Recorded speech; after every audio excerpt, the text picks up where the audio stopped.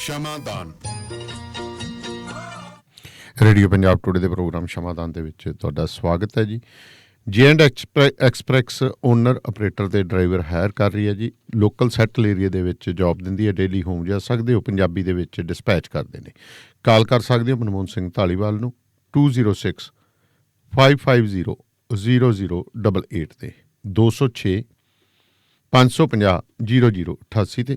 Washington fret service ਵੀ owner operator ਤੇ driver hire ਕਰ ਰਹੀ ਹੈ। ਸੈਟਲ ਏਰੀਆ ਦੇ ਵਿੱਚ ਲੋਕਲ ਜੌਬ ਦਿੰਦੀ ਹੈ। ਡੇਲੀ ਹੋਮ ਜਾ ਸਕਦੇ ਹੋ। ਤੁਹਾਡੀ ਸਹੂਲਤ ਦੇ ਲਈ ਪੰਜਾਬੀ ਤੇ ਇੰਗਲਿਸ਼ 'ਚ ਡਿਸਪੈਚ ਕਰਦੇ ਨੇ। 206 354 4060 ਤੇ ਤੁਸੀਂ ਕਾਲ ਕਰ ਸਕਦੇ ਹੋ ਗੁਰਵਿੰਦਰ ਧਾਲੀਵਾਲ ਨੂੰ, ਜਾਂ ਫਿਰ ਜਗਦੇਵ ਸੰਧੂ ਹੋਰਾਂ ਨੂੰ 253 266 6924 ਤੇ ਮੇਰੇ ਨਾਲ ਹੁਣ ਸਰਦਾਰ ਬਖਤੌਰ ਸਿੰਘ ਢਿੱਲੋਂ ਹੋਰੀ ਜੁੜ ਗਏ ਨੇ। ਢਿੱਲੋਂ ਸਾਹਿਬ ਸਤਿ ਸ਼੍ਰੀ ਅਕਾਲ ਜੀ। ਸਤਿ ਸ੍ਰੀ ਅਕਾਲ ਜੀ। ਢਿੱਲੋਂ ਸਾਹਿਬ ਬੜੇ ਡਿੱਕੇ ਡਾਏ ਜਾ ਰਹੇ ਨੇ 26 ਵਾਲੇ ਟਰੈਕਟਰ ਮਾਰਚ ਨੂੰ ਲੈ ਕੇ। ਕਿਸਾਨਾਂ ਦਾ ਕੀ ਤਰਕ ਹੈ ਜੀ? ਦੇਖੋ, ਕਿਸਾਨਾਂ ਦਾ ਸਿੱਧਾ ਤਰਕ ਹੈ ਕਿ ਜਿਹੜਾ ਸਾਡਾ ਨਿਰਧਾਰਤ ਰੂਟ ਹੈ ਜੀ, ਖਾਸ ਕਰਕੇ ਜਿਹੜਾ ਵਾਰੀ ਰਿੰਗ ਰੋਡ ਹੈ, ਇਹਦੇ ਤੇ ਅਸੀਂ ਮਾਰਚ ਕੱਢਾਂਗੇ ਜੀ। ਦੁਨੀਆ ਦੀ ਤਾਕਤ ਸਾਨੂੰ ਕੋਈ ਰੋਕ ਨਹੀਂ ਸਕਦੀ ਜੀ। ਸੁਪਰੀਮ ਕੋਰਟ ਦੇ ਵਿੱਚ ਪਟੀਸ਼ਨ ਦਾਇਰ ਕਰਵਾਈ ਸੀ ਕੇਂਦਰ ਸਰਕਾਰ ਨੇ ਦਿੱਲੀ ਪੁਲਿਸ ਦੇ ਰਾਹੀਂ, ਜੀ, ਜਿਹਦੇ ਰਾਹੀਂ ਇਹ ਮੰਗ ਕੀਤੀ ਗਈ ਸੀ ਕਿ ਸੁਪਰੀਮ ਕੋਰਟ ਕਿਸਾਨਾਂ ਨੂੰ ਇਸ ਸੰਬੰਧੀ ਕੋਈ ਹਦਾਇਤ ਜਾਰੀ ਕਰੇ। ਜੀ। ਔਰ ਇਹਦਾ ਮਤਲਬ ਕੀ ਸੀ? ਮਤਲਬ ਇਹਦਾ ਇਹ ਸੀਗਾ ਕਿ ਮਰਿਆ ਸੱਪ ਸੁਪਰੀਮ ਕੋਰਟ ਦੇ ਗਲ ਪਾ ਦਿਓ। ਜੀ। ਕੱਲ੍ਹ ਜੇ ਕਿਸੇ ਕਿਸਮ ਦੀ ਸਖਤੀ ਕਰਨ ਦੀ ਨੌਬਤ ਪੈਂਦੀ ਹੈ ਜੀ ਤਾਂ ਕੇਂਦਰ ਸਰਕਾਰ ਖਾਸ ਕਰਕੇ ਨਰਿੰਦਰ ਮੋਦੀ ਸਾਹਿਬ ਇਹਦੇ ਤੋਂ ਬਚ ਜਾਣ ਕਿ ਜੀ ਅਸੀਂ ਆਪਣੇ ਲੈਵਲ ਤੇ ਕੁਛ ਨਹੀਂ ਕੀਤਾ, ਜੋ ਕੁਛ ਕੀਤਾ ਉਹ ਸੁਪਰੀਮ ਕੋਰਟ ਦੇ ਕਹਿਣ ਤੇ ਕੀਤਾ। ਪਰਸੋਂ ਸੁਣਵਾਈ ਹੋਈ ਸੀ ਜੀ। ਸੁਪਰੀਮ ਕੋਰਟ ਨੇ ਉਦੋਂ ਹੀ ਇਹ ਸਵਾਲ ਖੜਾ ਕਰ ਦਿੱਤਾ ਸੀ ਕਿ ਕੇਂਦਰ ਸਰਕਾਰ ਜੀ ਜਾਂ ਦਿੱਲੀ ਪੁਲਿਸ ਇਹ ਹੁਕਮ ਸਾਥੋਂ ਕਿਉਂ ਕਰਵਾਉਣਾ ਚਾਹੁੰਦੀ ਹੈ। ਬਿਲਕੁਲ। ਕੱਲ੍ਹ ਅਸੀਂ ਡਿਸਕਸ ਕੀਤਾ ਸੀ ਕਿ ਇਹ ਜਿਹੜੀ ਹੈ CRPC ਦੀ ਧਾਰਾ 144 ਦੇ ਤਹਿਤ ਜੀ ਪਾਵਰਾਂ ਇਹਨਾਂ ਦੇ ਕੋਲ ਹੈਗੀਆਂ, ਆਪਣੇ ਲੈਵਲ ਤੇ ਕਰ ਲੈਣ। ਉਹ ਸੁਪਰੀਮ ਕੋਰਟ ਨੇ ਇੱਕ ਮਿੱਠੀ ਜੀ ਝਾੜ ਪਾ ਕੇ ਇਹਨਾਂ ਨੂੰ ਇਹ ਗੱਲ ਕਹੀ ਸੀ ਜੀ ਕਿ ਤੁਸੀਂ ਇਹਦੇ ਬਾਰੇ ਆਪਣੀ ਪੋਜੀਸ਼ਨ ਸਪਸ਼ਟ ਕਰੋ। ਜੀ। ਅੱਜ ਸੁਪਰੀਮ ਕੋਰਟ ਦੇ ਵਿੱਚ ਫਿਰ ਸੁਣਵਾਈ ਹੋਈ ਤੇ ਪੰਚਾਂ ਦਾ ਕਿਹਾ ਸਿਰ ਮੱਥੇ, ਪਰਨਾਲਾ ਉੱਥੇ ਦਾ ਉੱਥੇ। ਜੀ। ਉਹੀ ਪੁਰਾਣਾ ਸਟੈਂਡ ਫੇਰ ਜੀ ਤੁਸੀਂ ਹਦਾਇਤ ਜਾਰੀ ਕਰੋ। ਤਾਂ ਫਿਰ ਮਾਨਯੋਗ ਸੁਪਰੀਮ ਕੋਰਟ ਨੇ ਕਹਿਤਾ ਵੀ ਇਹ ਨਹੀਂ ਹੋ ਸਕਦਾ। ਜੀ। ਅਸੀਂ ਕਿਸੇ ਨੂੰ ਪ੍ਰਦਰਸ਼ਨ ਕਰਨ ਤੋਂ ਨਹੀਂ ਰੋਕ ਸਕਦੇ ਕਿਉਂਕਿ ਸੁਪਰੀਮ ਕੋਰਟ ਦੀ ਜਿਹੜੀ ਪਹਿਲਾਂ ਪੋਜੀਸ਼ਨ ਨੂੰ ਥੋੜ੍ਹੀ ਜਿਹੀ ਅਕਵਰਡ ਹੋਈ ਹੈ, ਉਹਦਾ ਕਾਰਨ ਵੀ ਇਹੀ ਹੈ ਕਿ ਕਿਸਾਨ ਅੰਦੋਲਨ ਦੇ ਸੰਬੰਧ ਵਿੱਚ ਜਿਹੜੀਆਂ ਪਟੀਸ਼ਨਾਂ ਦਾਇਰ ਕਰਵਾਈਆਂ ਸੀ, ਜੀ ਜੀ, ਭਾਰਤ ਸਰਕਾਰ ਨੇ ਕਰਵਾਈਆਂ। ਵੱਡੇ ਵੱਡੇ ਵਕੀਲ ਜਿਹੜੇ ਖੜੇ ਹੋਏ ਔਰ ਉਹਦੇ ਨਾਲ ਜਿਹੜੀ 4 ਮੈਂਬਰੀ ਇੱਕ ਟੀਮ ਬਣਾਈ ਸੀ।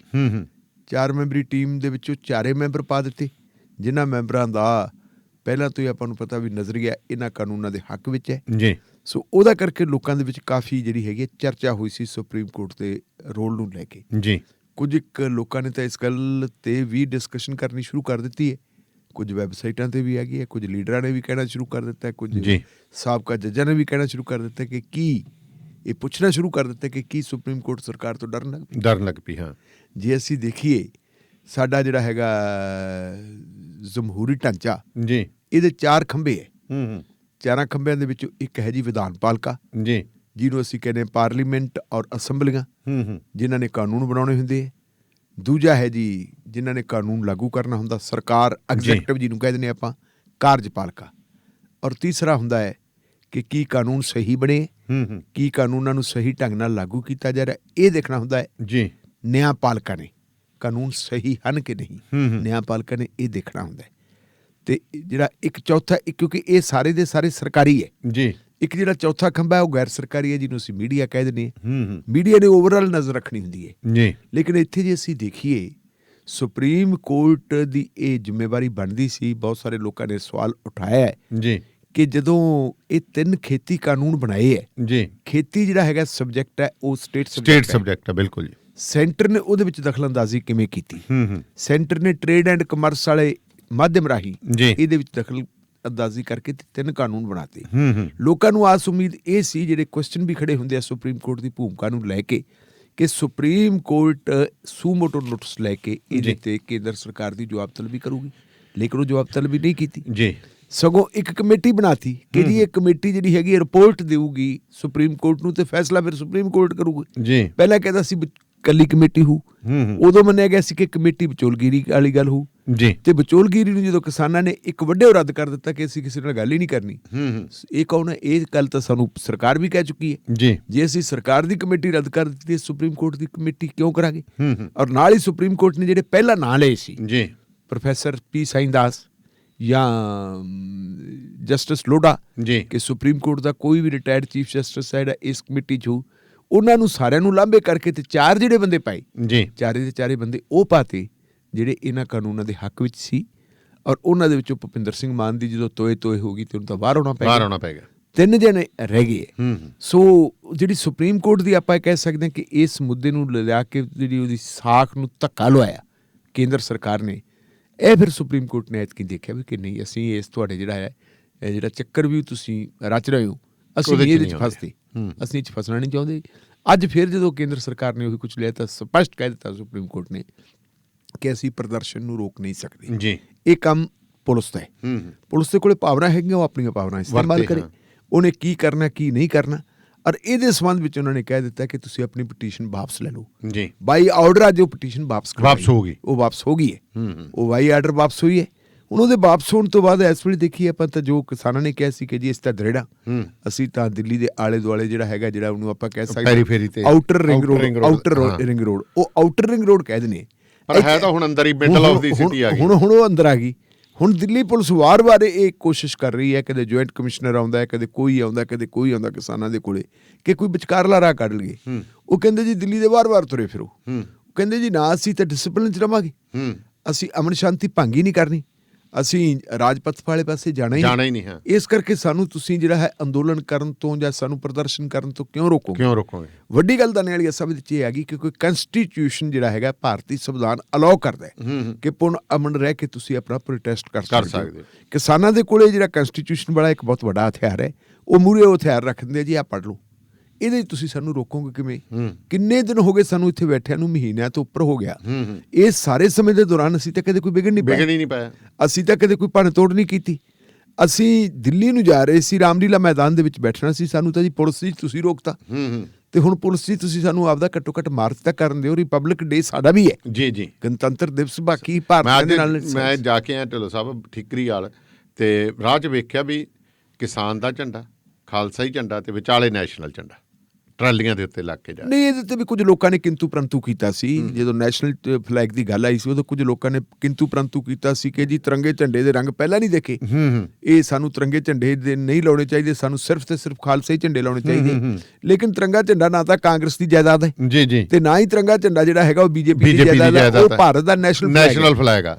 ਅਸੀਂ ਭਾਰਤ ਦੇ ਨੈਸ਼ਨਲ ਫਲੈਗ ਨੂੰ ਜੇ ਅਸੀਂ ਸਾਡੇ ਸੱਜਣ ਜਿਹੜੇ ਅਮਰੀਕਾ 'ਚ ਰਹਿੰਦੇ ਆ ਕੈਨੇਡਾ 'ਚ ਰਹਿੰਦੇ ਆ ਹੈ ਤਾਂ ਉਹ ਵੀ ਖਾਲਸਾਈ ਜਾਹੋ ਜਲਾਲ ਦੇ ਵਿੱਚ ਰੰਗੇ ਵੇ ਬਿਲਕੁਲ ਪਰ ਉੱਥੇ ਉਹ ਅਮਰੀਕਾ ਦਾ ਝੰਡਾ ਕਿਉਂ ਲਹਿਰਾਉਂਦੇ ਉੱਥੇ ਕਿਉਂ ਨਹੀਂ ਲਹਿਰਾ ਹਾਂਜੀ ਉੱਥੇ ਜਿਹੜਾ ਕੁਝ ਕਰਦੇ ਆ ਜ਼ਿਆਦਾਤਰ ਬੰਦੇ ਜਿਹੜੇ ਹੈਗੇ ਉਸ ਪਾਸੇ ਨੂੰ ਗੱਲ ਕਰਦੇ ਸੀ ਲੇਕਿਨ ਇਹ ਬਹੁਤ ਵਧੀਆ ਗੱਲ ਹੈ ਕਿ ਕਿਸਾਨੀ ਦਾ ਪ੍ਰਤੀਕ ਹੈ ਜਿਹੜਾ ਉਹਨਾਂ ਨੇ ਉਹ ਕਿਸਾਨੀ ਵਾਲਾ ਝੰਡਾ ਲਾ ਲਿਆ ਖਾਲਸਾਈ ਰੰਗ ਵਾਲਾ ਜਿਹੜਾ ਸਾਡਾ ਇੱਕ ਜਿਹੜਾ ਸਾਡਾ ਵਿਰਸਾ ਹੈ ਉਹ ਵੀ ਲਾ ਲਿਆ ਤੇ ਨੈਸ਼ਨਲ ਫਲੈਗ ਵੀ ਲਾ ਲਿਆ ਇਹਦੇ 'ਚ ਕੋਈ ਦੋ ਰਾਮਾ ਨਹੀਂ ਦੋ ਮਾੜੀਆਂ ਗੱਲਾਂ ਨਹੀਂ ਸਕੋ ਜੇ ਨੈਸ਼ਨਲ ਫਲੈਗ ਲਾਵਾਂਗੇ ਤੇ ਅਸੀਂ ਜਾਵਾਂਗੇ ਸਾਨੂੰ ਗੋਦੀ ਮੀਡੀਆ ਬਦਨਾਮ ਨਹੀਂ ਕਰ ਸਕਦਾ ਬਿਲਕੁਲ ਉਹ ਗੋਦੀ ਮੀਡੀਆ ਜਿਹੜਾ ਬਦਨਾਮ ਕਰਨਾ ਚਾਹੁੰਦਾ ਸੀ ਅਸੀਂ ਘੱਟੋ ਘੱਟ ਉਹਨਾਂ ਦੇ ਹੱਥਾਂ ਦੇ ਵਿੱਚ ਨਾ ਖੇਡ ਗਏ ਇਹਦੇ ਤੋਂ ਸਾਨੂੰ ਥੋੜਾ ਜਿਹਾ ਕਈ ਵਾਰੀ ਅਸੀਂ ਜ਼ਿਆਦਾ ਕੱਟੜਪਣਾ ਅਪਣਾ ਲੈਂਦੇ ਨਾ ਉਹ ਫਾਇਦੇ ਦੀ ਬਜਾਏ ਸਾਡੇ ਲਈ ਨੁਕਸਾਨ ਦੇ ਸਾਥ ਕਰਦਾ ਕੱਟੜਪੰਤਾ ਤਾਂ ਘਰ ਨਹੀਂ ਚੱਲਦਾ ਜੀ ਹਾਂਜੀ ਉਹ ਥੋੜਾ ਜਿਹਾ ਮਤਲਬ ਇਹ ਕੇਰਾਂ ਵੀ ਆਪਾਂ ਨੂੰ ਤਾਂ ਸਕੂਨ ਜਿਹਾ ਮਿਲ ਜਾਂਦਾ ਕਿ ਸਾਡਾ ਕੇਸਰੀ ਨਿਸ਼ਾਨ ਹੈ ਲੇਕਿਨ ਅਸੀਂ ਹਥਿਆਰ ਦੇ ਦਿੰਦੇ ਆ ਇੱਕ ਦੁਸ਼ਮਣ ਨੂੰ ਤੇ ਦੁਸ਼ਮਣ ਉਹਨੂੰ ਇਸਤੇਮਾਲ ਕਰਦਾ ਤੇ ਜੇ ਉਹਦੇ ਨਾਲ ਅਸੀਂ ਤਿਰੰਗਾ ਲਾ ਲਵਾਂਗੇ ਤੇ ਉਹਦੇ ਨਾਲ ਕਿਹੜਾ ਸਾਨੂੰ ਭਰਿੰਡਾ ਲੜਦੇ ਸਾਡਾ ਮਕਸਦ ਹੈ ਅਸੀਂ ਮਕਸਦ ਆਪਣਾ ਹਾਸਲ ਕਰਨਾ ਹੁਣ ਇਹੀ ਗੱਲ ਕਿਸਾਨ ਕਹਿ ਰਹੇ ਕਿਸਾਨ ਲੀਡਰਸ਼ਿਪ ਨੂੰ ਅਸੀਂ ਇਸੇ ਕਰਕੇ ਤਾਂ ਸਿਆਣੀ ਕਹਿ ਰਹੇ ਕਿ ਬੜੀ ਬੈਲੈਂਸਡ ਹੈ ਉਹ ਕਹਿੰਦੇ ਜੀ ਨਹੀਂ ਅਸੀਂ ਇਹ ਤਿਰੰਗਾ ਵੀ ਲਾਵਾਂਗੇ ਅਸੀਂ ਆਪਣੇ ਦੂਜੇ ਨਿਸ਼ਾਨ ਵੀ ਲਾਵਾਂਗੇ ਝੂਲ ਤੇ ਨਿਸ਼ਾਨ ਰਹੇ ਪੰਥ ਮਹਾਰਾਜ ਕੇ ਉਹ ਵੀ ਝੂਲਣਗੇ ਪਰ ਅਸੀਂ ਜਿਹੜਾ ਹੈਗਾ ਪ੍ਰਦਰਸ਼ਨ ਕਰਾਂਗੇ ਕੰਸਟੀਟਿਊਸ਼ਨ ਸਾਡੇ ਕੋਲ ਹੈ ਪੁਲਿਸ ਸਾਨੂੰ ਰੋਕੂਗੀ ਕਿਵੇਂ ਹੁਣ ਜਦੋਂ ਖਾਸ ਕਰਕੇ ਸੁਪਰੀਮ ਕੋਰਟ ਨੇ ਇਹਦੇ ਵਿੱਚ ਇੰਟਰਫੀਅਰ ਕਰਨ ਤੋਂ ਇਨਕਾਰ ਕਰਤਾ ਤੇ ਸੁਪਰੀਮ ਕੋਰਟ ਨੇ ਇਹ ਗੱਲ ਕਹਿ ਦਿੱਤੀ ਹੈ ਜੀ ਨਹੀਂ ਅਸੀਂ ਪ੍ਰਦਰਸ਼ਨ ਰੋਕਣ ਦੇ ਵਿੱਚ ਧਿਰ ਨਹੀਂ ਬਣਾਂਗੇ ਇਹਦਾ ਮਤਲਬ ਹੈ ਕਿ ਸੁਪਰੀਮ ਕੋਰਟ ਨੇ ਇੱਕ ਰਾਹ ਖੁੱਲਾ ਕਰਤਾ ਕਿ ਜੇ ਉਹ ਕਿਸੇ ਕਿਸਮ ਦਾ ਬੈਨ ਲਾਉਂਦੇ ਹੈ ਤਾਂ ਕਿਸਾਨ ਇਸ ਬੈਨ ਨੂੰ ਚੁਣੌਤੀ ਵੀ ਦੇ ਸਕਦੀ ਹੈ ਇਹੀ ਕਾਰਨ ਹੈ ਕਿ ਦਿੱਲੀ ਪੁਲਿਸ ਵਾਰ-ਵਾਰ ਉਹਨਾਂ ਨਾਲ ਗੱਲ ਕਰਦੀ ਹੈ ਅੱਜ ਦਿੱਲੀ ਪੁਲਿਸ ਸੁਪਰੀਮ ਕੋਰਟ ਦੇ ਫੈਸਲੇ ਤੋਂ ਬਾਅਦ ਮੇਰਾ ਖਿਆਲ ਆ ਵੀ ਹੋਰ ਵੀ ਗੰਭੀਰ ਹੋਊਗੀ ਜੀ ਕਿ ਕੋਈ ਨਾ ਕੋਈ ਰਾਹ ਕੱਢੀਏ। ਅਲਟੀਮੇਟਲੀ ਜੀ ਜਿਹੜੀ ਕਿਸਾਨਾਂ ਦੀ ਦ੍ਰਿੜਤਾ, ਇਸ ਦ੍ਰਿੜਤਾ ਦੇ ਸਾਹਮਣੇ ਝੁਕਣਾ ਪੈਣਾ ਹੈ, ਕਿਉਂਕਿ ਗਣਤੰਤਰਤਾ ਦਿਵਸ ਦੇ ਮੌਕੇ ਦੇ ਉੱਤੇ ਪੁਲਿਸ ਚਾਹੇ ਦਿੱਲੀ ਦੀ ਹੋਵੇ ਤੇ ਚਾਹੇ ਹਰਿਆਣੇ ਦੀ ਹੋਵੇ, ਜੀ ਉਹ ਕਿਸਾਨਾਂ ਨੂੰ, ਪੁਰਅਮਨ ਕਿਸਾਨਾਂ ਨੂੰ ਕਿਸੇ ਕਿਸਮ ਦੇ ਮਤਲਬ ਜੇ ਝੰਜਟ ਚ ਪਾਊਗੀ, ਉਹਨਾਂ ਦੇ ਉੱਤੇ ਕਿਸੇ ਕਿਸਮ ਦੀ ਸਖਤੀ ਕਰੂਗੀ, ਉਹਨਾਂ ਦੇ ਉੱਤੇ ਲਾਠੀ ਭਰਾਈ ਜਾਊਗੀ ਜਾਂ ਉਹਨਾਂ ਦੇ ਉੱਤੇ ਗੋਲੀਆਂ ਭਰਾਈਆਂ ਜਾਣਗੀਆਂ, ਜੀ ਜੀ ਤਾਂ ਇਹਦਾ ਮਤਲਬ ਜਿਹੜਾ ਹੈਗਾ ਉਲਟ ਜਿਹੜਾ ਅਸਰ ਹੋਣਾ ਹੀ ਹੋਣਾ, ਰਿਐਕਸ਼ਨ ਹੋਣਾ ਹੀ ਹੋਣਾ, ਰਿਐਕਸ਼ਨ ਹੋਊਗਾ। ਇਸ ਕਰਕੇ ਜੋ ਕਿਸਾਨਾਂ ਦਾ ਸਟੈਂਡ ਆ ਮੇਰਾ ਖਿਆਲ ਹੈ ਉਹ ਸਹੀ ਹੈ ਔਰ ਇਹਦੇ ਵਿੱਚ ਉਹਨਾਂ ਨੂੰ ਜਿਹੜੀ ਹੈ ਵਿਕਟਰੀ ਹਾਸਲ ਹੋਊਗੀ। ਜੀ। ਤੇ ਗਣਪਤ ਹੋਰਾਂ ਜੀ ਦਾ ਇੱਕ ਬਿਆਨ ਆਇਆ, ਉਹ ਕਹਿੰਦੇ ਸਾਡੀ ਜੋ ਨਿੱਜੀ ਰਾਏ ਹੈ ਉਹ ਨਿੱਜੀ ਰਾਏ ਹੋਊਗੀ, ਭਾਵੇਂ ਉਹ ਖੇਤੀ ਕਾਨੂੰਨਾਂ ਬਾਰੇ ਹੈ ਜਾਂ ਕਿਸੇ ਬਾਰੇ ਵੀ ਹੈ, ਇਹਨੂੰ ਕਹਿੰਦੇ ਅਸੀਂ ਆਪਦਾ ਲਾਂਭੇ ਰੱਖ ਕੇ ਚੱਲਾਂਗੇ ਕਮੇਟੀ ਤੋਂ। ਦੇਖੋ, ਜਿਹੜੀ 4 ਮੈਂਬਰੀ ਕਮੇਟੀ ਬਣਾਈ ਸੀ ਸੁਪਰੀਮ ਕੋਰਟ ਨੇ ਦਾਨੇਵਾਲੀਆ ਸਾਹਿਬ, ਉਸ 4 ਮੈਂਬਰੀ ਕਮੇਟੀ ਦੇ ਵਿੱਚ ਜਿਹੜੇ 2 ਮੈਂਬਰ ਜਿਹੜੇ ਹੈਗੇ ਆ ਉਹ ਤਾਂ ਹੈਗੇ, ਸਮਝ ਲਓ ਵੀ ਤੁਸੀਂ ਗੈਰ ਕਾਸ਼ਤਕਾਰੀ ਕਹਿ ਸਕਦੇ ਆਪਾਂ, ਖੇਤੀਬਾੜੀ ਨਾਲ ਉਹਨਾਂ ਦਾ ਸੰਬੰਧ ਕੋਈ ਨਹੀਂ, ਉਹ ਵਿਦਵਾਨ ਟਾਈਪ ਬੰਦੇ ਹੈ ਜੀ। ਉਹ ਇੱਕ ਮਤਲਬ ਜਿਹੜਾ ਹੈਗਾ ਐਗਰੀਕਲਚਰ ਐਕਸਪਰਟ ਕਹਾਉਂਦਾ ਆਪਣੇ ਆਪ ਨੂੰ, ਦੂਜਾ economic expert, agriculture economic expert ਹੈ ਜੀ। ਔਰ ਇਹ ਦੋਨੇ ਬੰਦੇ ਉਹ ਹੈ ਜਿਨ੍ਹਾਂ ਬੰਦਿਆਂ ਨੇ ਪਹਿਲਾਂ ਹੀ ਇਹਨਾਂ ਕਾਨੂੰਨਾਂ ਦੇ ਹੱਕ ਦੇ ਵਿੱਚ ਵੱਡੇ ਵੱਡੇ ਆਰਟੀਕਲ ਲਿਖੇ ਜੀ। ਤੀਜੇ ਅਨਿਲ ਗਣਪਤ ਜੀ ਹੈ, ਇਹ ਮਹਾਰਾਸ਼ਟਰ ਦੀ ਜਿਹੜੀ ਹੈਗੀ ਸ਼ੇਤਕਾਰੀ ਸੰਗਠਨ ਉਹਦੇ ਪ੍ਰਧਾਨ ਹੈ ਜੀ। ਔਰ ਇਹ ਵੀ ਮਹਾਰਾਸ਼ਟਰ ਦੇ ਵਿੱਚ ਮੁਜ਼ਾਹਰੇ ਵੀ ਕਰ ਚੁੱਕੇ ਕਿ ਜੀ ਇਹ ਕਾਨੂੰਨ ਰਹਿਣੇ ਚਾਹੀਦੇ ਆ, ਜਿਹੜੇ ਕਾਨੂੰਨ ਬਣੇ ਹੋਏ ਆ, 3 ਖੇਤੀ ਕਾਨੂੰਨ ਬਣਾਏ, ਇਹਦੇ ਵਿੱਚ ਕਿਸੇ ਕਿਸਮ ਦੀ ਤਬਦੀਲੀ ਨਾ ਹੋਵੇ। ਚੌਥਿਆਂ ਦੀ ਆਪਾਂ ਗੱਲ ਕਰ ਹੀ ਚੁੱਕੇ ਹਾਂ, ਉਹ ਆਪਣੇ ਭੁਪਿੰਦਰ ਸਿੰਘ ਮਾਨ ਸੀ, ਉਹ ਲਾਂਭੇ ਹੋ ਗਏ। ਹੁਣ ਇਹਨਾਂ ਦੀ ਜੀ ਕੱਲ ਮੀਟਿੰਗ ਹੋਈ ਹੈ, ਕਿਉਂਕਿ ਸੁਪਰੀਮ ਕੋਰਟ ਦਾ ਹੁਕਮ ਇਹ ਸੀ ਕਿ ਜਿੱਦਣ ਇਹ ਕਮੇਟੀ ਬਣਾਤੀ ਜੀ, ਇਹ ਕਮੇਟੀ ਦੇ ਹੋਂਦ ਵਿੱਚ ਆਉਣ ਤੋਂ 10 ਦਿਨਾਂ ਦੇ ਵਿੱਚ ਇਹ ਕਮੇਟੀ ਆਪਣੀ ਪਹਿਲੀ ਮੀਟਿੰਗ ਕਰੇ ਔਰ 2 ਮਹੀਨਿਆਂ ਦੇ ਵਿੱਚ ਇਹ ਸਾਨੂੰ ਆਪਣੀ ਰਿਪੋਰਟ ਪੇਸ਼ ਕਰੇ ਜੀ। ਤਾਂ ਗਣਪਤ ਸਾਹਿਬ ਨੇ ਕੱਲ ਇੱਕ ਬਿਆਨ ਦਿੱਤਾ ਹੈ ਕਿ ਸਾਡੀ ਨਿੱਜੀ ਰਾਏ ਭਾਵੇਂ ਕੁਝ ਵੀ ਹੋਵੇ, ਲੇਕਿਨ ਅਸੀਂ ਸਾਰੇ ਲੋਕਾਂ ਨਾਲ ਗੱਲ ਕਰਾਂਗੇ, ਅਸੀਂ ਕਿਸਾਨਾਂ ਨਾਲ ਵੀ ਗੱਲ ਕਰਾਂਗੇ, ਅਸੀਂ ਸੂਬਾ ਸਰਕਾਰਾਂ ਨਾਲ ਵੀ ਗੱਲ ਕਰਾਂਗੇ, ਅਸੀਂ ਕੇਂਦਰ ਸਰਕਾਰ ਨਾਲ ਵੀ ਗੱਲ ਕਰਾਂਗੇ। ਜਿਹੜੀ ਗੱਲਬਾਤ ਹੋਊਗੀ ਅਸੀਂ ਸਾਰੇ ਪੱਖਾਂ ਨੂੰ ਲੈ ਕੇ ਚੱਲਾਂਗੇ ਤੇ ਸੁਪਰੀਮ ਕੋਰਟ ਨੂੰ ਆਪਣੀ ਰਿਪੋਰਟ ਪੇਸ਼ ਕਰਾਂਗੇ। ਇਹ ਗੱਲ ਉਹਨਾਂ ਨੇ ਕਹਿ ਦਿੱਤੀ ਹੈ ਔਰ ਗੱਲ ਬੜੀ ਸੋਹਣੀ ਹੈ, ਦੇਖਣ ਨੂੰ ਲੱਗਦੀ ਹੈ ਵੀ ਹਾਂ ਠੀਕ ਹੈ ਜੀ, ਬਹੁਤ ਵਧੀਆ ਗੱਲ ਹੈ। ਸੁਪਰੀਮ ਕੋਰਟ ਇਹ ਕਹਿ ਚੁੱਕੀ ਹੈ ਕਿ ਇਹਨਾਂ ਨੇ ਰਿਪੋਰਟ ਸਾਨੂੰ ਪੇਸ਼ ਕਰਨੀ ਹੈ ਤੇ ਇਹ ਤੋਂ ਵੱਧ ਕੁਛ ਕਰ ਹੀ ਨਹੀਂ ਸਕਦੇ। ਲੇਕਿਨ ਇਹਦੇ ਨਾਲ ਹੀ ਗਣਪਤ ਹੋਰਾਂ ਦੀ ਇਸੇ ਸਟੇਟਮੈਂਟ ਦੇ ਵਿੱਚ ਇੱਕ ਲਾਈਨ ਹੋਰ ਵੀ ਹੈਗੀ ਜੀ।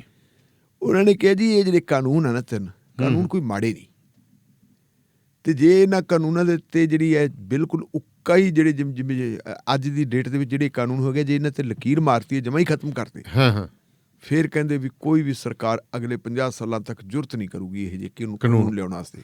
ਔਰ ਇਹ ਕਾਨੂੰਨ ਕਿਸਾਨਾਂ ਦੇ ਫਾਇਦੇ 'ਚ ਹੈ।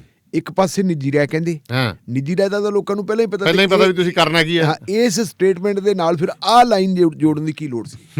ਇੱਥੋਂ ਪਤਾ ਲੱਗਦਾ ਕਿ ਅਸਲ ਦੇ ਵਿੱਚ ਉਹਨਾਂ ਦੀ ਮਨਸ਼ਾ ਇਹ ਹੈ ਕਿ ਉਹਨਾਂ ਨੇ ਕਹਿਣਾ ਜੀ ਕਿਸਾਨ ਵੀ ਵਿਰੋਧ ਕਰਦੇ, ਫਲਾਣਾ ਕਰਦੇ, ਲੇਕਿਨ ਕਿਸਾਨਾਂ ਨੇ ਸਿੱਧੀ ਗੱਲ ਕਹਿ ਦਿੱਤੀ ਕਿ ਅਸੀਂ ਤੁਹਾਡੇ ਨਾਲ ਗੱਲ ਹੀ ਨਹੀਂ ਕਰਨੀ। ਜੇ ਗੱਲ ਕਰੋਗੇ ਤਾਂ ਐਵੇਂ ਉਹ ਗੋਦੀ ਮੀਡੀਆ ਵਾਂਗੂ ਕੋਈ ਹੋਰ ਹੀ ਗੱਲ ਦਾ ਮਤਲਬ ਕੱਢ ਕੇ ਕਰੋਗੇ ਤੁਸੀਂ। ਨਹੀਂ, ਜਿਵੇਂ ਹੁਣ ਕਿਸਾਨਾਂ ਨੇ ਕਹਿ ਦਿੱਤਾ ਸੀ ਜੀ ਅਸੀਂ ਆ ਜਿਹੜਾ ਹੈਗਾ ਸਾਡਾ ਤਾਂ ਇੱਕ ਡੈਮੋਕ੍ਰੈਟਿਕ ਰਾਈਟ ਹੈ, ਅਸੀਂ ਪ੍ਰੋਟੈਸਟ ਕਰਾਂਗੇ।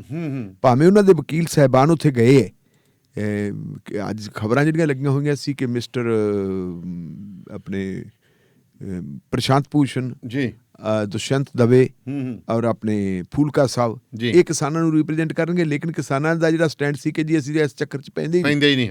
ਉਹਦੇ ਚੱਲਦਿਆਂ ਮਤਲਬ ਅੱਜ ਸੁਪਰੀਮ ਕੋਰਟ ਨੇ ਜਿਹੜਾ ਇਹ ਲਿਆ ਕਿ ਜੀ ਅਸੀਂ ਤਾਂ ਕੋਈ ਦਖਲ ਹੀ ਨਹੀਂ ਦਿੰਦੇ। ਇਹੀ ਸਟੈਂਡ ਕਿਸਾਨਾਂ ਦਾ ਹੈ ਕਿ ਅਸੀਂ ਇਸ ਕਮੇਟੀ ਨੂੰ ਜਦੋਂ ਕੋਈ ਮਾਨਤਾ ਹੀ ਨਹੀਂ ਦਿੰਦੇ, ਅਸੀਂ ਇਸ ਕਮੇਟੀ ਦੇ ਸਾਹਮਣੇ ਪੇਸ਼ ਕਿਉਂ ਹੋਈਏ। ਫਿਰ ਇਹ ਕਹਿੰਦੇ ਜੀ ਅਸੀਂ ਉਹਨਾਂ ਦੇ ਕੋਲੇ ਜਾਵਾਂਗੇ। ਹੁਣ ਇੱਥੇ ਫਿਰ ਕੰਟਰਡਿਕਸ਼ਨ ਆ ਗਈ, ਕਹਿੰਦੇ ਕੋਲੇ ਜਾਵਾਂਗੇ ਪਰ ਕਹਿੰਦੇ ਸਿਸਟਮ ਦੂਜਾ ਬਣਾਤਾ ਕਿ ਜੀ ਇਹ ਵੀਡੀਓ ਕਾਨਫਰੰਸਿੰਗ ਦੇ ਜਰੀਏ ਲੋਕਾਂ ਦੀ ਰਾਏ ਲੈਣਗੇ ਤੇ ਕਿਸਾਨ ਉਹ ਕਹਿੰਦਾ ਵੀ ਪੂਰਾ ਤੋਲ, ਉਹ ਕਹਿੰਦਾ ਥੜੇ ਨਾ ਚੱਲੇ। ਕਿਸਾਨ ਕਿ ਇਹਨਾਂ ਦੀ ਵੀਡੀਓ ਕਾਨਫਰੰਸ ਸ਼ਾਮਲ ਕਿੱਥੇ ਹੋਣਗੇ, ਇਹ ਕਿਸਾਨਾਂ ਨੂੰ ਵੀ ਪਤਾ। ਸੋ ਮੇਰੇ ਖਿਆਲ ਮੁਤਾਬਕ ਹੈ ਵੀ ਇਹ ਕਮੇਟੀ ਦੀ ਕੋਈ ਬਹੁਤੀ ਹੋਂਦ ਹੈ ਨਹੀਂ। ਵੈਸੇ ਇਸ ਕਮੇਟੀ ਨੂੰ ਵੀ ਕਿਸੇ ਨੇ ਚੁਣੌਤੀ ਦਿੱਤੀ ਹੈ ਸੁਪਰੀਮ ਕੋਰਟ 'ਚ, ਉਹਦੇ ਸੰਬੰਧ ਵਿੱਚ ਮੇਰਾ ਖਿਆਲ ਸੁਪਰੀਮ ਕੋਰਟ ਵੀ ਕੋਈ ਡਿਸੀਜ਼ਨ ਲਊ ਜੀ। ਪਰ ਉਹ ਬੁੱਢੜੀ ਮਰ ਗਈ ਤੇ ਗੀਗੀ ਜਾਈ ਰਹੇ 3 ਕੇ 3 ਨਿਕਲਣਾ ਕੱਖ ਨਹੀਂ ਇਹਦੇ ਵਿੱਚੋਂ। ਜਿਵੇਂ ਅੱਜ ਹੁਣ ਕਿਸਾਨਾਂ ਦੀ ਇੱਕ ਗੱਲਬਾਤ ਵੀ ਹੋ ਰਹੀ ਹੈ ਕੇਂਦਰ ਸਰਕਾਰ ਨਾਲ, ਕਿਉਂਕਿ ਉਹਦੇ ਵਿੱਚ ਵੀ ਜੇ ਆਪਾਂ ਦੇਖੀਏ ਤਾਂ ਮਿਸਟਰ ਜਿਹੜੇ ਤੋਮਰ ਸਾਹਿਬ ਆ, ਨਰਿੰਦਰ ਤੋਮਰ ਸਾਹਿਬ ਹੋਰਾਂ ਨੇ ਪਹਿਲਾਂ ਹੀ ਕਹਿਤਾ ਸੀਗਾ ਜੀ ਕਿਸਾਨਾਂ ਨੂੰ ਚਾਹੀਦਾ ਕਿ ਤੁਸੀਂ ਇਹ ਤਾਂ ਗੱਲ ਹੀ ਖਤਮ ਕਰੋ, ਆਪਦਾ ਹੀ ਏਜੰਡਾ ਭੇਜਤਾ ਜੀ ਤੁਸੀਂ ਆਪਾਂ ਇਹਦੇ ਤੇ ਗੱਲ ਕਰੀਏ, ਤੇ ਉਸ ਏਜੰਡੇ ਦੇ ਤੇ ਉਹਨਾਂ ਨੇ ਗੱਲ ਹੀ ਨਹੀਂ ਕਰਨੀ। ਸੋ ਉਹੀ ਗੱਲ ਜਿਹੜੀ ਇੱਥੇ ਹੋਣੀ ਨਹੀਂ। ਇਹ ਕਹੀ ਜਾਂਦੇ ਆ ਅਨਿਲ ਗਣਪਤ ਸਾਹਿਬ ਕਿ ਜੀ ਅਸੀਂ ਆਪਣੀ ਰਾਏ ਨਹੀਂ ਥੋਪਾਂਗੇ, ਰਾਏ ਤਾਂ ਜੀ ਥੋਪੀ ਜਾਣੀ ਹੈ, ਗਈ ਹੈ ਇੱਕ ਉਹ ਤਾਂ ਕਮੇਟੀ ਦੀ ਬੰਤਰੀ ਦੱਸਦੀ ਹੈ ਕਿ ਕਮੇਟੀ ਕਿਸ ਮਨਸ਼ਾ ਦੇ ਨਾਲ ਬਣਾਈ ਹੈ। ਔਰ ਕਮੇਟੀ ਜਿਹੜੀ ਹੈਗੀ ਹੈ ਇਹਦਾ ਮਤਲਬ ਹੈ ਵੀ ਕਿ ਇਹ ਪਹਿਲਾਂ ਹੀ ਸੋਚਿਆ ਹੋਇਆ ਸੀ ਜੀ, ਕਿਉਂਕਿ ਜਦੋਂ ਅਸੀਂ ਭੁਪਿੰਦਰ ਸਿੰਘ ਮਾਨ ਹੋਰਾਂ ਦੀ ਗੱਲ ਸੁਣਦੇ ਹਾਂ, ਜਿਹੜਾ ਉਹਨਾਂ ਦਾ ਬਿਆਨ ਹੈ ਜਿਹਦੇ ਉਹਨਾਂ ਨੇ ਆਪਣੇ ਆਪ ਨੂੰ ਅਲੱਗਾ ਕੀਤਾ ਇਸ ਕਮੇਟੀ ਨਾਲੋਂ, ਤਾਂ ਭੁਪਿੰਦਰ ਸਿੰਘ ਮਾਨ ਹੋਰੀ ਕਹਿੰਦੇ ਹੈ ਕਿ ਮੈਂ ਸੁਪਰੀਮ ਕੋਰਟ ਦੇ ਚੀਫ ਜਸਟਿਸ ਦੇ ਨਾਲ ਗੱਲ ਕੀਤੀ ਸੀ ਜੀ, 10 ਮਿੰਟ ਗੱਲ ਕਰਕੇ ਮੈਂ ਆਪਣੀ ਪੋਜੀਸ਼ਨ ਸਮਝਾਤੀ ਤੇ ਮੈਂ ਹੁਣ ਆਪਣੇ ਆਪ ਨੂੰ ਅਲੱਗਾ ਕਰਦਾ।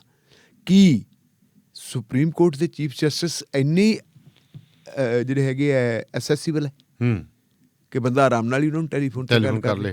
ਭੁਪਿੰਦਰ ਸਿੰਘ ਮਾਨ ਦੇ ਨਾਲ ਕੀ ਸਾਂਝ ਹੈ? ਇਹਦਾ ਮਤਲਬ ਹੈ ਕਿ ਸੁਪਰੀਮ ਕੋਰਟ ਦੀ ਰਾਏ ਪਹਿਲਾਂ ਹੀ ਬਣੀ ਸੀ। ਹਾਂਜੀ, ਔਰ ਇਹਨਾਂ ਮੈਂਬਰਾਂ ਨੂੰ ਜਿਹੜਾ ਹੈਗਾ ਨਾਲ ਲਿਆ ਗਿਆ ਸੀ। ਅੱਜ ਵੀ ਹੁਣ ਸੁਪਰੀਮ ਕੋਰਟ ਸ਼ਾਇਦ ਇਹਦੇ ਤੇ ਸੁਣਵਾਈ ਕਰ ਰਿਹਾ, ਆਪਾਂ ਕੱਲ ਦੇਖਾਂਗੇ ਕੀ ਆਉਂਦੀਆਂ ਖਬਰਾਂ। ਪਰ ਮੇਰੇ ਖਿਆਲ ਮੁਤਾਬਕ ਜਿਹੜੀ ਹੈਗੀ ਹੈ ਜੋ ਇਹਨਾਂ ਨੇ ਆਪਣੀ ਕੜੀ ਘੋਲਣੀ, ਕੜੀ ਤਾਂ ਇਹ ਉਹੀ ਘੋਲਣਗੇ, ਨਿਕਲਣ ਇਹਦੇ ਵਿੱਚ ਕੁਛ ਨਿਕਲਦਾ ਕੁਛ ਨਹੀਂ। ਨਾ ਜੀ ਨਾ। ਚਲੋ, ਤੇ ਉਧਰ ਫਿਰ ਆਪਣਾ ਪੱਪੂ ਜੀ ਜਾਣੀ ਕਿ ਰਾਹੁਲ ਗਾਂਧੀ, ਉਹ ਵੀ ਥਾਪੀ ਮਾਰ ਗਿਆ, ਕਹਿੰਦਾ ਮੋਦੀ ਮੈਨੂੰ ਗੋਲੀ ਤਾਂ ਭਾਵੇਂ ਮਰਵਾ ਦੇ, ਕਹਿੰਦਾ ਹੱਥ ਨਹੀਂ ਲਾ ਸਕਦਾ। ਦੇਖੋ ਗੱਲ ਇਹ ਹੈ ਕਿ ਆਪਾਂ ਬਹੁਤ ਮਤਲਬ ਜਿਹੜੀ ਹੈਗੀ ਹੈ ਇੱਕ ਗੈਰ ਜ਼ਿੰਮੇਵਾਰੀ ਦੇ ਰੂਪ ਦੇ ਵਿੱਚ ਦੇਖਦੇ ਰਹੇ ਹਾਂ ਹੁਣ ਤੱਕ ਰਾਹੁਲ ਗਾਂਧੀ ਨੂੰ। ਮੈਂ ਨਾਂ ਨਹੀਂ ਲੈਣਾ ਚਾਹੂੰਗਾ ਹੁਣ ਔਨ ਏਅਰ, ਕਿਉਂਕਿ ਕਈ ਵਾਰੀ ਕਿਸੇ ਬੰਦੇ ਦੀ ਪੋਜੀਸ਼ਨ ਖਰਾਬ ਹੋ ਜਾਂਦੀ ਹੈ, ਕਿਸੇ ਨਾਲ ਆਪਣੇ ਰਿਸ਼ਤੇ ਹੁੰਦੇ ਆ ਜਾਂ ਕਿਸੇ ਬੰਦੇ ਨੇ ਆਪਣੇ ਨਾਲ ਕੋਈ ਜਾਤੀ ਤੌਰ ਤੇ ਗੱਲ ਕੀਤੀ ਹੁੰਦੀ ਹੈ। ਮੈਂ 2 ਵੱਖ-ਵੱਖ ਲੀਡਰਾਂ ਦੇ ਨਾਲ ਗੱਲ ਕੀਤੀ, ਦੋਨਾਂ ਦਾ ਪਿਛੋਕੜ ਕਾਂਗਰਸੀ ਹੈ ਜੀ। ਇੱਕ ਨਾਲ ਮੈਂ ਗੱਲ ਕੀਤੀ ਸੀ ਨਰਿੰਦਰ ਮੋਦੀ ਬਾਰੇ। ਇਹ ਉਦੋਂ ਦੀ ਗੱਲ ਹੈ ਜਦੋਂ ਨਰਿੰਦਰ ਮੋਦੀ ਸਾਹਿਬ ਮਲੋਟ ਆਏ ਸੀ ਜੀ। ਮਲੋਟ ਆ ਕੇ ਇਹਨਾਂ ਨੇ ਕਿਹਾ ਸੀ, ਇੱਕ ਰੈਲੀ ਕੀਤੀ ਸੀਗੀ 3 ਸਟੇਟਾਂ ਦੀ, ਰਾਜਸਥਾਨ, ਹਰਿਆਣਾ ਤੇ ਪੰਜਾਬ ਦੀ ਸਾਂਝੀ ਰੈਲੀ।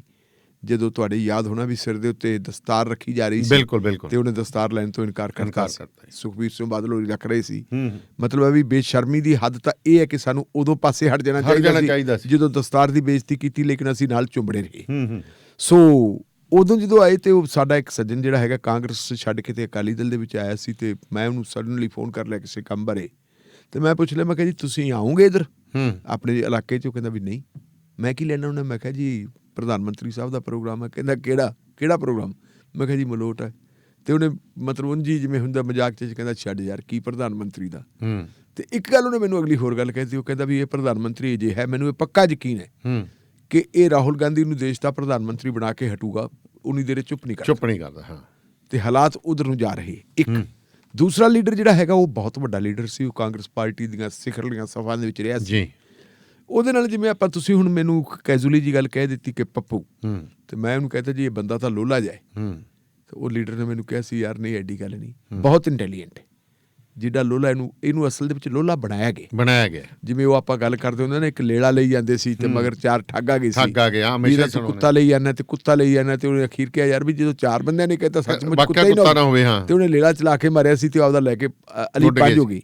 ਇਹ ਇਮੇਜ ਮੈਂ RSS ਨੇ ਇੱਕ ਮਤਲਬ ਜਿਹੜੀ ਇੱਕ ਪਲੈਨਿੰਗ ਦੇ ਤਹਿਤ ਇਹਨੂੰ ਪੱਪੂ ਬਣਾ ਕੇ ਪੇਸ਼ ਕੀਤਾ ਹੈ। ਇਹਦੇ ਵਾਸਤੇ ਇੱਕ ਬਕਾਇਦਾ ਕੰਪੇਨ ਚਲਾਈ ਗਈ ਤੇ ਇਹਦੇ ਲਈ ਜਿਹੜੀ ਅਖਬਾਰਾਂ ਦੇ ਨਾਲ ਗਿੱਟ-ਮਿੱਟ ਕੀਤੀ ਗਈ ਜੀ। ਉਹਨਾਂ ਦੇ ਨਾਲ ਡੀਲਸ ਕੀਤੀਆਂ ਗਈਆਂ, ਪੈਸਾ ਕੀਤਾ ਗਿਆ ਕਿ ਜਦੋਂ ਅਖਬਾਰ ਕੋਈ ਖਬਰ ਲਿਖਣ ਤਾਂ ਉਹ ਪੱਪੂ ਦੇ ਤੌਰ ਦੇ ਉੱਤੇ ਲਿਖਣ, TV ਚੈਨਲਾਂ ਦੇ ਵਿੱਚ ਆਉਣ ਤਾਂ ਕਿ ਇਹਨੂੰ ਬਦਨਾਮ ਕੀਤਾ ਜਾ ਸਕੇ।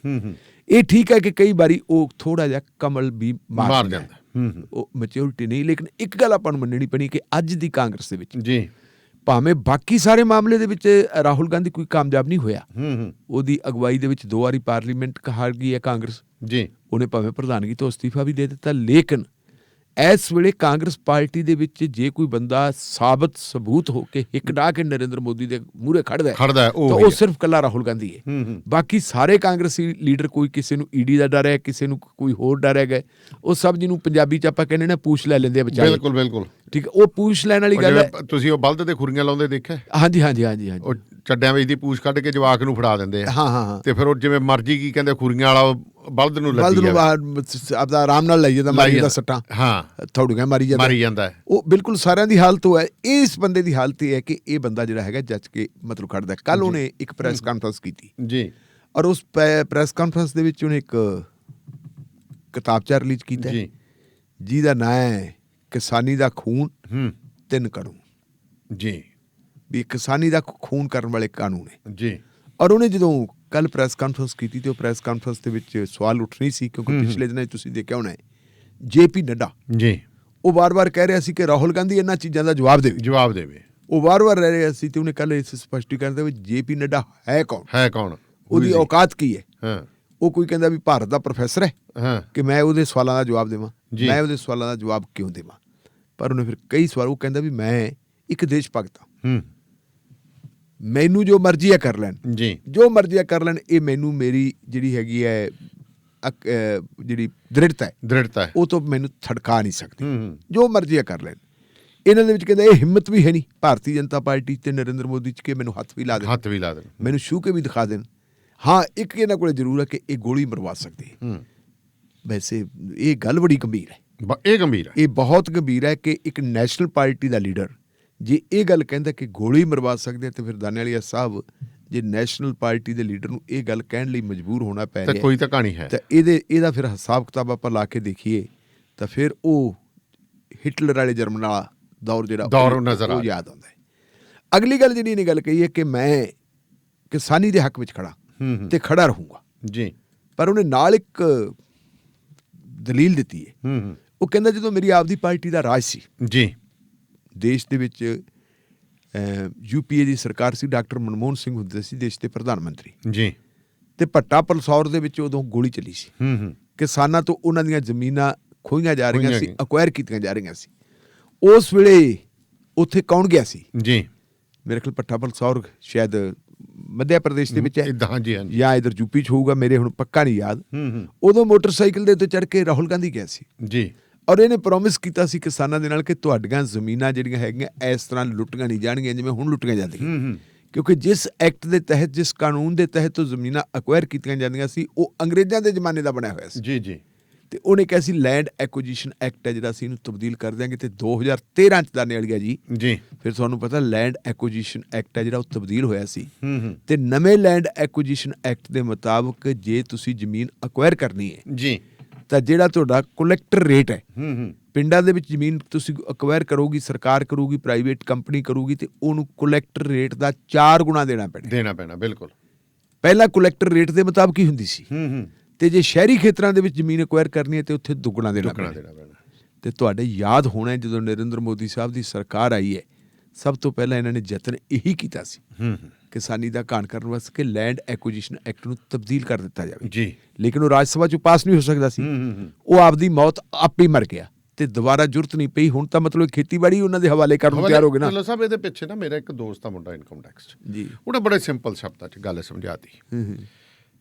ਕਹਿੰਦਾ ਦੇਖੋ ਤੁਹਾਨੂੰ ਇੱਕ ਚੀਜ਼ ਪਤਾ ਹੈ ਵੀ ਖੇਤੀ ਦੇ ਉੱਤੇ ਇਨਕਮ ਟੈਕਸ ਹੈ ਨਹੀਂ। ਮੈਂ ਕਿਹਾ ਹੈ ਨਹੀਂ, ਪਰ ਜ਼ਮੀਨ ਤੇ ਹੈਗਾ। ਮੈਂ ਕਿਹਾ ਇਹ ਕੀ ਫਰਕ ਹੋਇਆ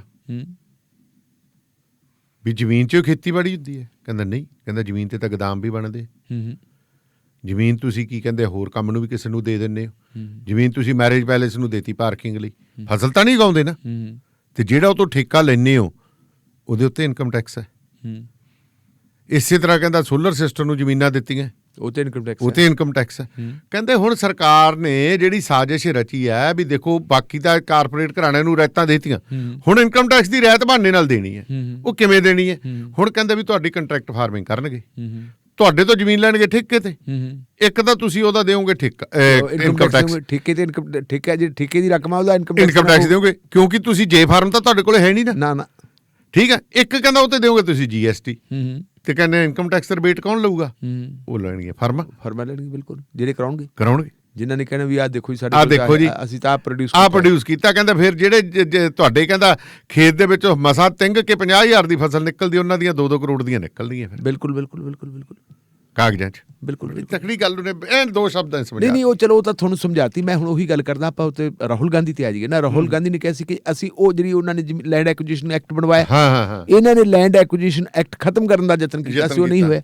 ਹੁਣ ਇਹਨਾਂ ਨੇ ਇਹ ਜ਼ਮੀਨ ਨਾਲ ਇੱਕ ਨਵਾਂ ਰਾਹ ਕੱਢ ਲਿਆ ਕਿ ਸਾਰਾ ਕੁਝ ਉਹਨਾਂ ਦੇ ਹਵਾਲੇ ਕਰ ਦਿਓ। ਔਰ ਨਾਲ ਫਿਰ ਉਹਨੇ ਜਿਹੜੀ ਅਗਲੀ ਗੱਲ ਕਹੀ ਆ ਉਹ ਗੱਲ ਉਹਨੇ ਬੜੀ ਹੋਰ ਖਤਰਨਾਕ ਹੈ ਜੀ। ਤੁਹਾਨੂੰ ਪਤਾ ਇੱਕ ਅਰਨਬ ਗੋਸਵਾਮੀ ਹੈ। ਅਰਨਬ ਗੋਸਵਾਮੀ ਇੱਕ ਪੱਤਰਕਾਰ ਹੈ ਜੀ, ਤੇ ਅਰਨਬ ਗੋਸਵਾਮੀ ਦੀ ਇੱਕ ਜਿਹੜੀ ਉਹ ਆਪਣੀ TRP ਵਧਾਉਣ ਵਾਲਾ ਦਾ ਮਾਮਲਾ ਸੀ ਜੀ, ਉਹਦੀ ਚੈਟ ਜਿਹੜੀ ਹੈਗੀ ਹੈ ਕਿਹਦੇ ਨਾਲ ਹੋਈ ਹੈ ਜੀ? ਚੈਟ ਹੋਈ ਹੈ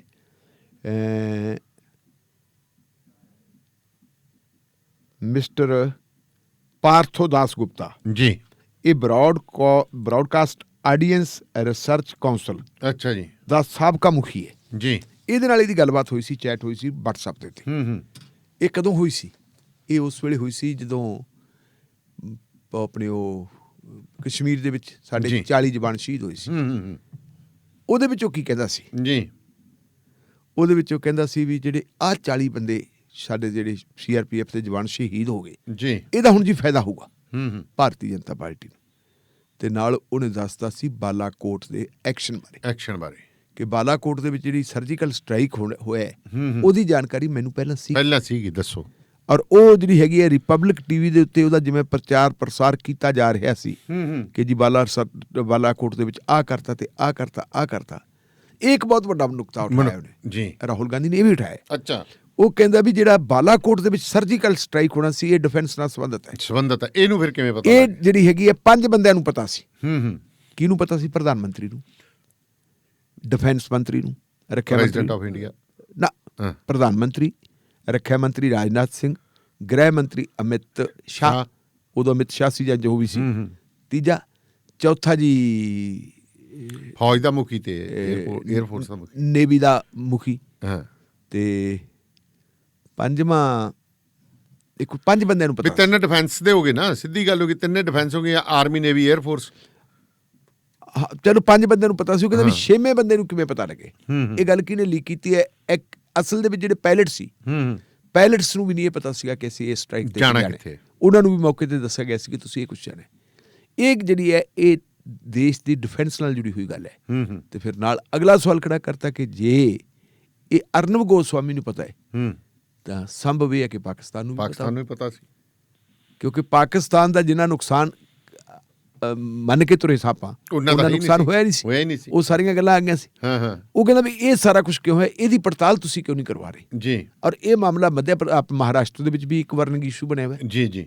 ਔਰ ਇਹ ਇਸ ਵੇਲੇ ਤੁਸੀਂ ਦੇਖੋ ਕਿ ਇਹਨੂੰ ਗੋਦੀ ਮੀਡੀਆ ਨੇ ਸਰਕਾਰ ਦੇ ਤਰਫ ਤੋਂ ਸਭ ਨੂੰ ਰੋਕਿਆ ਹੋਇਆ ਜੀ। ਇਹੀ ਕਾਰਨ ਹੈ ਕਿ ਉਹਨੇ ਕਿਹਾ ਕਿ ਇਹ ਮੈਨੂੰ ਮਰਵਾ ਸਕਦੇ ਹੈ, ਮੇਰੀ ਆਵਾਜ਼ ਨਹੀਂ ਬੰਦ ਕਰ ਸਕਦੇ। ਬਹੁਤ ਵੱਡਾ ਇਲਜ਼ਾਮ ਹੈ, ਛੋਟਾ ਇਲਜ਼ਾਮ ਨਹੀਂ, ਬਹੁਤ ਵੱਡਾ। ਇਹ ਇਲਜ਼ਾਮ ਮਤਲਬ ਜਿਹੜਾ ਹੈਗਾ ਕੁਝ ਇਹ ਧਿਆਨ ਮੰਗਦਾ ਹੈ। ਧਿਆਨ ਕੱਲਾ ਭਾਰਤ ਦਾ ਨਹੀਂ ਮੰਗਦਾ, ਇਹ ਕੌਮਾਂਤਰੀ ਭਾਈਚਾਰੇ ਦਾ ਵੀ ਮੰਗਦਾ। ਕਿਉਂਕਿ ਇੱਕ ਨੈਸ਼ਨਲ ਪਾਰਟੀ ਦਾ ਲੀਡਰ ਜੇ ਗੱਲ ਕਹਿੰਦਾ ਹੈ ਕਿ ਮੇਰੀ ਰੂਲਿੰਗ ਪਾਰਟੀ ਮੈਨੂੰ ਕਿਸੇ ਤੋਂ ਕਤਲ ਕਰਵਾ ਸਕਦੀ, ਰੂਲਿੰਗ ਪਾਰਟੀ ਔਰ ਹੈਡ ਆਫ ਜਿਹੜਾ ਹੈਗਾ ਗਵਰਨਮੈਂਟ, ਉਹਦੀ ਗੱਲ ਕਰ ਰਹੇ ਜੀ। ਤੇ ਉਧਰ ਫਿਰ ਅੰਡਾਨੀਆਂ ਦੀਆਂ ਪੌਂ-ਬਾਰਾਂ ਹੀ ਹੋਈ ਜਾ ਰਹੀਆਂ ਨੇ ਜੀ। ਅੱਜ ਇੱਕ ਕਹਿੰਦਾ ਬਾਈ ਜੀ, ਕਹਿੰਦਾ ਮੈਂ ਬਨੇ ਨੂੰ ਉੱਥੇ ਮੈਂ ਠੀਕਰੀ ਵਾਲ ਦੀ ਜਿਵੇਂ ਗੱਲ ਕੀਤੀ ਗਿਆ, ਇੱਕ ਸਿਆਣੇ ਮਿਲੇ, ਕਹਿੰਦੇ ਜੀ ਅਸੀਂ ਗਏ, ਕਹਿੰਦੇ ਉੱਤੇ ਕਹਿੰਦੇ ਇੱਕ ਬੰਦੇ ਦੇ 에ਅਰ ਇੰਡੀਆ ਲਿਖਿਆ ਪਿਆ, ਥੱਲੇ ਉਹਦਾ ਨਾਂ ਲਿਖਿਆ, ਉਦੋਂ ਥੱਲੇ ਅਡਾਨੀ ਗਰੁੱਪ ਲਿਖਿਆ। ਕਹਿੰਦੇ ਜੀ ਇਹ ਕੀ ਕਹਾਣੀ ਆ ਹਵਾਈ ਅੱਡੇ 'ਚ? ਢਿੱਲੋਂ ਸਾਹਿਬ ਕਹਿੰਦੇ ਪੌਂ-ਬਾਰਾਂ ਹੋਈ ਜਾਂਦੀਆਂ। ਬਿਲਕੁਲ ਜੀ, ਪਿਛਲੇ ਸਾਲ ਸਰਕਾਰ ਨੇ ਫੈਸਲਾ ਕੀਤਾ ਸੀ ਕਿ 6 ਹਵਾਈ ਅੱਡੇ ਆ ਜਿਹੜੇ ਜੀ ਉਹ ਦਿੱਤੇ ਜਾਣਗੇ ਅਡਾਨੀ ਨਿੱਜੀ ਘਰਾਣਿਆਂ ਨੂੰ। 6 ਹਵਾਈ ਅੱਡਿਆਂ ਦੇ ਵਿੱਚੋਂ 3 ਹਵਾਈ ਅੱਡੇ ਤਾਂ ਪਿਛਲੀ ਵਾਰੀ ਦਿੱਤੇ ਸੀ ਜੀ। ਜਿਹੜੀ ਪਿਛਲੀ ਵਾਰੀ ਹਵਾਈ ਅੱਡੇ ਦਿੱਤੇ ਸੀ ਉਹਨਾਂ ਦਾ ਨਾਂ ਹੈਗਾ ਜੀ ਲਖਨਊ, ਅਹਿਮਦਾਬਾਦ ਤੇ ਮੰਗਲੁਰੂ ਜੀ। ਕਹਿੰਦੇ ਜੀ ਇਹ ਸਿੱਧੇ ਮੁਕਾਬਲੇ ਦੇ ਵਿੱਚ ਅਡਾਨੀ ਗਰੁੱਪ ਨੇ ਹਾਸਲ ਕੀਤੇ ਸੀ। ਔਰ ਇਹ ਜਿਸ ਯੋਜਨਾ ਦੇ ਤਹਿਤ ਕੀਤੇ ਹੈ ਉਸ ਯੋਜਨਾ ਦਾ ਨਾਂ ਕਹਿੰਦੇ ਆ ਜੀ ਇਹ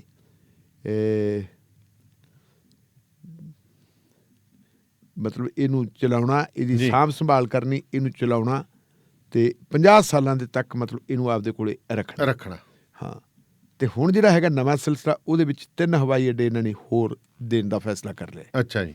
ਦਸਤਖਤ ਕਰਤੇ ਆ ਜੀ ਜਿਹੜੀ ਹੈਗੀ ਏਅਰਪੋਰਟ ਅਥਾਰਟੀ ਆਫ ਇੰਡੀਆ ਨੇ ਜੀ। ਤੇ ਸੰਚਾਲਨ ਪ੍ਰਬੰਧ ਤੇ ਵਿਕਾਸ ਲਈ ਸ਼ਬਦ ਵੇਖੋ ਕਿਹੋ ਜਿਹੀ ਵਧੀਆ ਵਰਤੇ ਹੈ, ਜਿਵੇਂ ਕਿਸਾਨਾਂ ਦਾ ਭਲਾ ਕਰਦੇ ਵੀ ਇਹ ਕਿਸਾਨ ਸੰਚਾਲਨ ਜੀ ਪ੍ਰਬੰਧ ਤੇ ਵਿਕਾਸ ਲਈ ਇਹ ਕਹਿੰਦੇ ਜੀ ਅਸੀਂ ਦੇਤੇ। ਤੇ ਹੁਣ ਜਿਹੜੇ ਹਵਾਈ ਅੱਡੇ ਦੇਣ ਦਾ ਫੈਸਲਾ ਕੀਤਾ ਹੈ ਉਹ ਕੀਤਾ ਜੀ ਜੈਪੁਰ, ਗੁਹਾਟੀ ਤੇ ਤਿਰੂਵਨੰਤਪੁਰਮ ਦਾ। ਹਾਂ, ਕੇਰਲਾ ਦਾ ਜਿਹੜਾ ਹਵਾਈ ਅੱਡਾ ਹੈ ਜੀ ਇਹ ਇੰਟਰਨੈਸ਼ਨਲ ਹਵਾਈ ਅੱਡਾ ਹੈ। ਗੁਹਾਟੀ ਵਾਲਾ ਵੀ ਇੰਟਰਨੈਸ਼ਨਲ ਹੈ ਤੇ ਮੇਰੇ ਖਿਆਲ ਜੈਪੁਰ ਵਾਲਾ ਵੀ ਇੰਟਰਨੈਸ਼ਨਲ। ਹਾਂ, ਉਹੀ ਤਿੰਨੇ ਇੰਟਰਨੈਸ਼ਨਲ ਹੈ। ਤੇ ਇਹਨਾਂ ਨੇ ਕਿਹਾ ਜੀ 19 ਜਨਵਰੀ 2021 ਤੋਂ 180 ਦਿਨਾਂ ਦੇ ਵਿੱਚ ਜੀ 6 ਮਹੀਨਿਆਂ ਦੇ ਵਿੱਚ ਮਤਲਬ ਜਿਹੜਾ ਹੈਗਾ ਇਹਨਾਂ ਨੇ ਕੁਝ ਸ਼ਰਤਾਂ ਪੂਰੀਆਂ ਕਰਨੀਆਂ। ਅਜੇ ਸ਼ਰਤਾਂ ਪੂਰੀਆਂ ਨਹੀਂ ਕੀਤੀਆਂ, ਕਹਿੰਦੇ ਸ਼ਰਤਾਂ ਪਹਿਲਾਂ ਦੇ ਕੇ ਉਹਨਾਂ ਦਾ ਸਮਝੌਤਾ ਕਰਕੇ ਸ਼ਰਤਾਂ ਤੁਸੀਂ 6 ਮਹੀਨੇ ਬਾਅਦ ਕਰੀ ਚੱਲਿਓ। 6 ਮਹੀਨਿਆਂ ਬਾਅਦ ਤੁਸੀਂ ਮਤਲਬ ਜਿਹੜਾ ਹੈਗਾ ਪੂਰੀਆਂ ਕਰ ਰਹੇ ਹੋ 19 ਤਾਰੀਖ ਤੋਂ ਲੈ ਕੇ 6 ਮਹੀਨਿਆਂ ਤੱਕ। ਅੱਜ 20 ਹੈ। ਕੱਲ ਸਮਝੌਤਾ ਕੀਤਾ ਵੀ 6 ਮਹੀਨਿਆਂ ਤੱਕ ਤੁਸੀਂ ਆਪਣੀਆਂ ਸ਼ਰਤਾਂ ਪੂਰੀਆਂ ਕਰ ਦਿਓ, ਭਾਵੇਂ ਜਿਵੇਂ ਮਰਜ਼ੀ ਕਰ ਲਿਓ, ਤੇ ਤੁਹਾਨੂੰ ਇਹ ਸਮਾਨ ਦੇ ਦਿੱਤਾ ਹੈ। 6 ਹਵਾਈ ਅੱਡੇ ਇਸ ਵੇਲੇ ਜਿਹੜਾ ਅਦਾਨੀ ਗਰੁੱਪ ਦੇ ਹਵਾਲੇ ਹੋ ਗਏ, ਔਰ ਇਹਦੇ ਤੇ ਜਿਹੜਾ ਹੈਗਾ ਤਿਰੂਵਨੰਤਪੁਰਮ ਜਿਹੜੇ ਹੈਗੇ ਉੱਥੋਂ ਦੇ ਜਿਹੜੇ ਏਅਰ ਇੰਡੀਆ ਦੇ ਮੁਲਾਜ਼ਮ ਹੈ ਜੀ, ਏਅਰ ਇੰਡੀਆ ਦੇ ਮੁਲਾਜ਼ਮਾਂ ਨੇ ਕੱਲ ਫਿਰ ਪ੍ਰੋਟੈਸਟ ਕੀਤਾ ਕਾਫੀ ਵੱਡਾ ਜੀ। ਉਹਨਾਂ ਨੇ ਆਪਣੇ ਡਾਇਰੈਕਟਰ ਦੇ ਦਫ਼ਤਰ ਦੇ ਸਾਹਮਣੇ ਜਾ ਕੇ ਪਿੱਟ ਸਿਆਪਾ ਕੀਤਾ ਜੀ, ਔਰ ਉਹਨਾਂ ਨੇ ਕਿਹਾ ਕੀ ਹੈ, ਉਹਨਾਂ ਨੇ ਇਹ ਗੱਲ ਕਹੀ ਹੈ ਕਿ ਅਸੀਂ special leave petition supreme court ਦੇ ਵਿੱਚ ਦਾਇਰ ਕੀਤੀ ਹੋਈ ਹੈ ਜੀ ਕਿ ਇਹ ਨਾ ਦਿੱਤਾ ਜਾਵੇ। ਸਵਾਲ ਉਹਨਾਂ ਨੇ ਇਹ ਖੜਾ ਕੀਤਾ ਕਿ ਕੀ ਹਵਾਈ ਅੱਡੇ ਤਾਂ ਤੁਸੀਂ ਵੇਚਦੇ, ਇਹਨਾਂ ਨੂੰ ਦੇਤੇ ਕਿ ਸਾਨੂੰ ਵੀ ਨਾਲ ਹੀ ਵੇਚੋਗੇ ਅਦਾਨੀਆਂ ਦੇ? ਅੱਛਾ ਜੀ, ਸਾਡੀਆਂ ਸਰਵਿਸਿਜ਼ ਦਾ ਕੀ ਹੋਊਗਾ? ਜਿਹੜੇ ਬੰਦੇ ਏਅਰ ਇੰਡੀਆ ਦੇ ਵਿੱਚ ਕੰਮ ਕਰਦੇ ਆ ਪਰਮਾਨੈਂਟਲੀ, ਜਿਹੜੇ ਗਰਾਊਂਡ ਦੇ ਉੱਤੇ ਕੰਮ ਕਰਦੇ ਆ, ਕਿੰਨੇ ਬੰਦੇ ਜੀ ਉਹਨਾਂ ਦਾ ਕੀ ਕਰਨਗੇ? ਇਸ ਮੁੱਦੇ ਦੇ ਉੱਤੇ ਉਹ ਕਹਿੰਦੇ ਸਪੈਸ਼ਲ ਲੀਵ ਪਟੀਸ਼ਨ ਜਦੋਂ ਪੈਂਡਿੰਗ ਪਈ ਹੈ, ਸਰਕਾਰ ਨੇ ਜਿਹੜੀ ਹੈਗੀ ਇਹ ਵੀ ਉਡੀਕ ਨਹੀਂ ਕੀਤੀ ਕਿ ਸੁਪਰੀਮ ਕੋਰਟ ਦਾ ਫੈਸਲਾ ਕਰੇ। ਫਿਰ ਅੱਗੇ ਸਵਾਲ ਪੈਦਾ ਹੁੰਦਾ ਸੁਪਰੀਮ ਕੋਰਟ ਦੀ ਭਰੋਸੇਯੋਗਤਾ ਦੇ ਉੱਤੇ ਕਿ ਸੁਪਰੀਮ ਕੋਰਟ ਨੂੰ ਇਹਦਾ ਤੁਰੰਤ ਨੋਟਿਸ ਲੈਣਾ ਚਾਹੀਦਾ। ਸੁਪਰੀਮ ਕੋਰਟ ਨੂੰ ਚਾਹੀਦਾ ਕਿ ਇਹਨੂੰ ਸਟੇ ਕਰੇ, ਕਿ ਜਿੰਨੀ ਦੇਰ ਤੱਕ ਇਹਦਾ ਫੈਸਲਾ ਨਹੀਂ ਹੁੰਦਾ ਤਾਂ ਉਹੀ ਹੋ ਗਿਆ ਨਾ ਫਿਰ ਜਿਹੜਾ ਪਾਰਲੀਮੈਂਟ ਦਾ ਨਵਾਂ ਭਵਨ ਬਣਾਉਣਾ ਬਸ ਵੀ ਪਹਿਲਾਂ ਤੁਸੀਂ ਕਿਰਾਂ ਜੀ ਤੇ ਭੂਮੀ ਪੂਜਨ ਦੀ ਦੇ ਦਿਓ ਇਜਾਜ਼ਤ ਵੀ ਨੀਂਹ ਪੱਥਰ ਰੱਖ ਦਿਓ, ਕੋਈ ਗੱਲ ਨਹੀਂ, ਤੇ ਫੈਸਲਾ ਅਸੀਂ ਬਾਅਦ ਚ ਕਰਾਂਗੇ। ਤੇ ਫਿਰ ਕਿਉਂਕਿ ਪ੍ਰਧਾਨ ਮੰਤਰੀ ਨੇ ਨੀਂਹ ਪੱਥਰ ਰੱਖਤਾ ਤੇ ਫੈਸਲਾ ਫਿਰ ਉਹਦੇ ਮੁਤਾਬਕ ਹੀ ਹੋਣਾ ਸੀ, ਉਵੇਂ ਹੋ ਗਿਆ। ਸੋ ਇਹ ਜਿਹੜਾ ਹੈਗਾ ਜੀ ਸਾਰਾ ਕੁਝ ਜਿਹੜਾ ਹੈਗਾ ਅਦਾਨੀਆਂ ਨੂੰ ਦਿੱਤਾ ਜਾ ਰਿਹਾ ਹੈ। ਦੋ ਹੀ ਬੰਦੇ ਦਿੰਦੇ ਆ ਜੀ, ਦੋ ਸਰਕਾਰ ਚਲਾ ਰਿਹਾ ਹੈ, ਦੋ ਭਾਰਤ ਦੀ ਇਕਨੋਮੀ ਚਲਾ ਰਿਹਾ। ਬਿਲਕੁਲ ਦੇਣ ਵਾਲੇ ਦੋ ਹੱਥ ਦੇਣ ਵਾਲੇ, ਦੋ ਹੱਥ ਲੈਣ ਵਾਲੇ, ਬਾਕੀ ਦਾ ਤੁਰੇ ਫਿਰੋ ਜਵਾਕ। ਬਾਕੀ ਜਿਹੜਾ ਹੈਗਾ 135 ਕਰੋੜ ਜਨਤਾ ਦਾ ਜਿਹਦਾ ਜ਼ਿਕਰ ਕਰਦੇ ਆ ਪ੍ਰਧਾਨ ਮੰਤਰੀ ਸਾਹਿਬ ਬਾਰ-ਬਾਰ, ਉਹ 135 ਕਰੋੜ ਜਿਹੜੇ ਹੈਗੇ ਜੀ ਉਹਨਾਂ ਦੇ ਹੱਥ ਦੇ ਵਿੱਚ ਤਾਂ ਹੁਣ ਕਟੋਰਾ ਹੀ ਫੜਾਉਣਾ ਮੰਗਣ ਵਾਲਾ, ਕਿ ਤੁਸੀਂ ਮੰਗੀ ਜਾਓ, ਤੇ ਜਾਂ ਮਤਲਬ ਜਿਹੜਾ ਹੈਗਾ ਉਹਨਾਂ ਨੂੰ ਜਿਹੜਾ ਹੈ ਆਪਾਂ ਇਹ ਕਹਾਂਗੇ ਕਿ ਅਣਅਲਾਨੇ ਗੁਲਾਮ ਬਣਾਉਣਾ। ਜੀ ਸੋ ਪ੍ਰੋਗਰਾਮ ਸ਼ਮਾਦਾਨ ਬਾਦਸਤੂਰ ਜਾਰੀ ਰਹੇਗਾ, ਇਸ ਤੋਂ ਜੁੜੇ ਰਹੋ ਰੇਡੀਓ ਪੰਜਾਬ ਟੂਡੇ ਨਾਲ। ਫਿਲਹਾਲ ਇੱਕ ਬ੍ਰੇਕ ਦਾ ਸਮਾਂ, ਫਿਰ ਜੁੜਦੇ ਹਾਂ।